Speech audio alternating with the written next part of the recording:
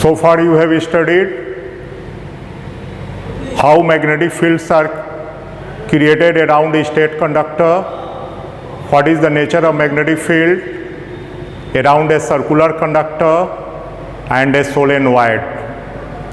Now a new topic you have to study: what happens when a current carrying conductor is brought inside a magnetic field.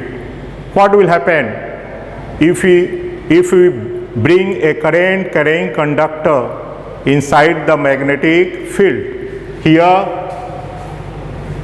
AB is a current carrying conductor. It is caused to move inside a magnetic field. This is magnetic field, this is north pole, this is south pole. What will happen when a current carrying conductor is brought inside a magnetic field?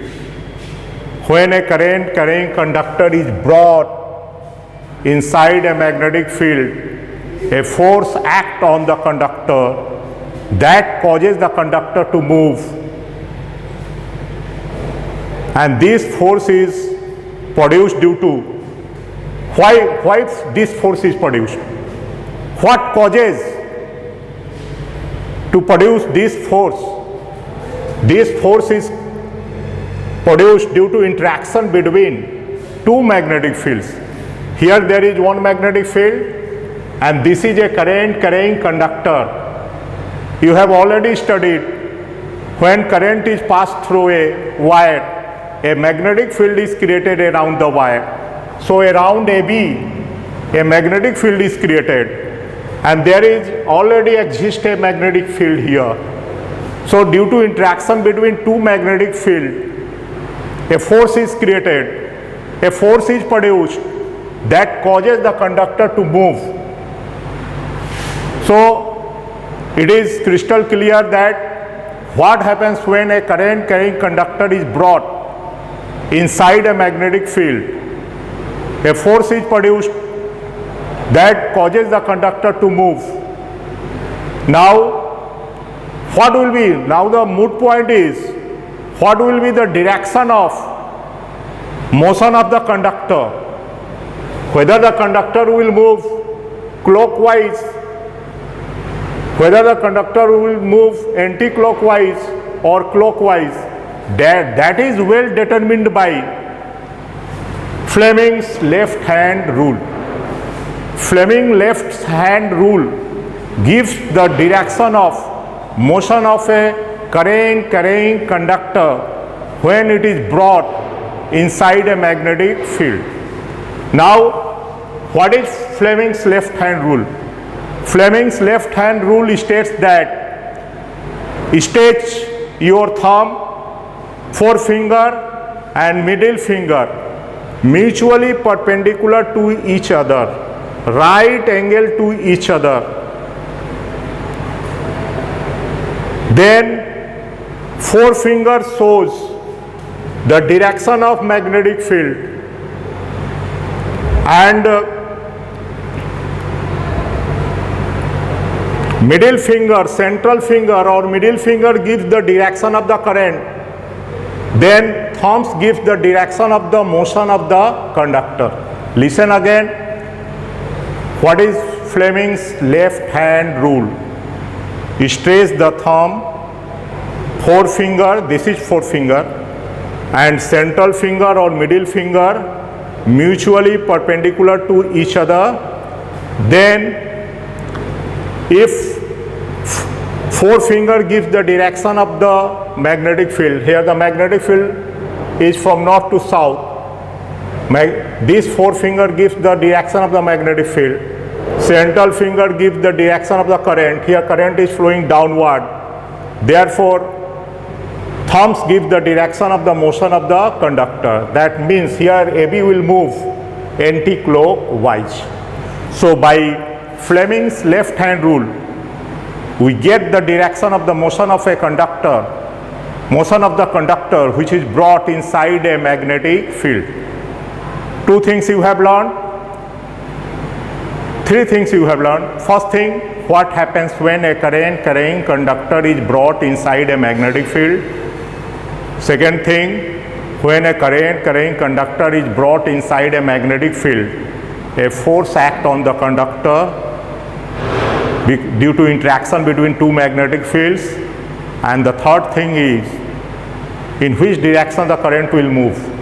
The current will move is well explained by given by Fleming's left hand rule, which states that stretch the thumb, forefinger and central finger of your left hand mutually perpendicular to each other.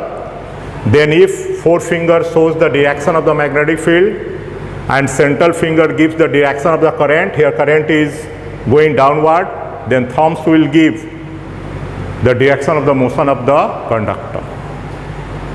Now, last but not least, information you obtain from this activity is what are the factors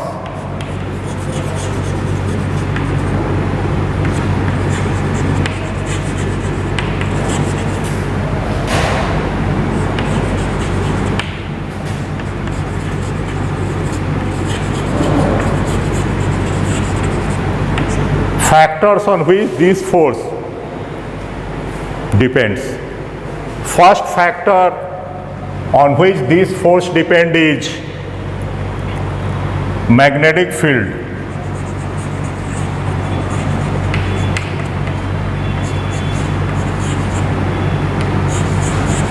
Strength of magnetic field.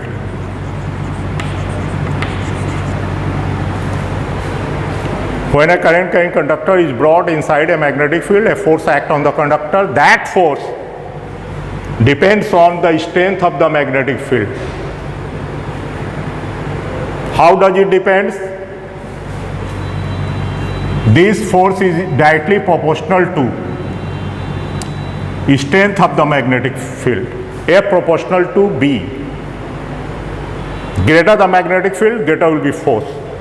Second factor on which this magnetic field, this force depends is current flowing through the conductor. F proportional to I. Greater the strength of the current, greater will be force. Third factor on which this force depends is length of the conductor.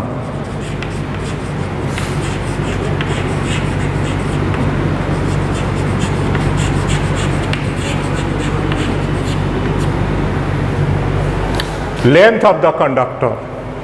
Greater the length, greater will be force. And if force will be greater, motion will be much. How does it depend? F proportional to L. Greater the length of the conductor, maximum will be force. And fourth factor on which this current depends is sin theta. F proportional to sin theta, where theta is the angle between magnetic field and direction of the motion of the conductor. And you know that the value of sin theta is greater when theta equals to 90 degree. If the motion of the conductor is perpendicular to the direction of the magnetic field, this force will be maximum. Otherwise it will be less. Listen again. When the direction of the motion of the conductor is perpendicular to the magnetic field, this force will be maximum. That means this force depends on sin theta.